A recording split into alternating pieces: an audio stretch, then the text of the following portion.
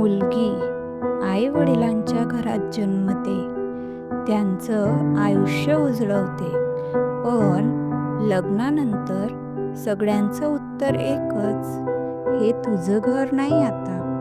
मग खरं घर तिचं कोणतं?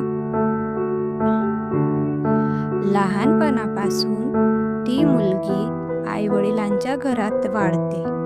त्या घराला ती माझं घर म्हणते.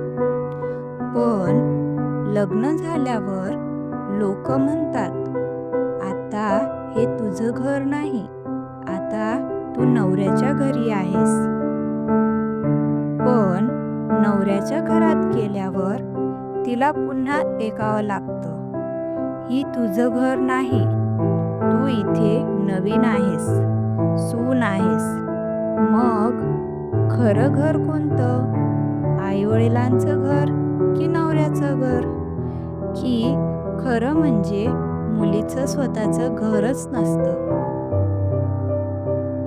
आई-वडिलांचं घर सोडताना तिच्या डोळ्यातलं पाणी कुणी पाहिलं का? नवऱ्याच्या घरी जाताना तिच्या मनातली भीती कुणी ऐकली का? ती कुठेही गेली तरी ती कायमच परकी ठरते.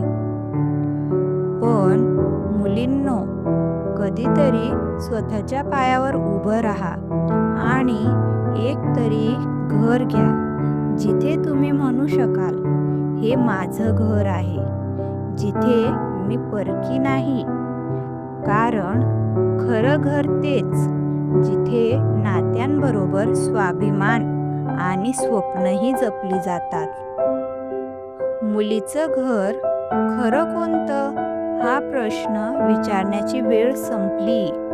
आजची मुलगी स्वतःचं घर उभं करते, स्वतःचं जग घडवते आणि तोच दिवस तिच्या आयुष्यातला सगळ्यात मोठा विजय असतो.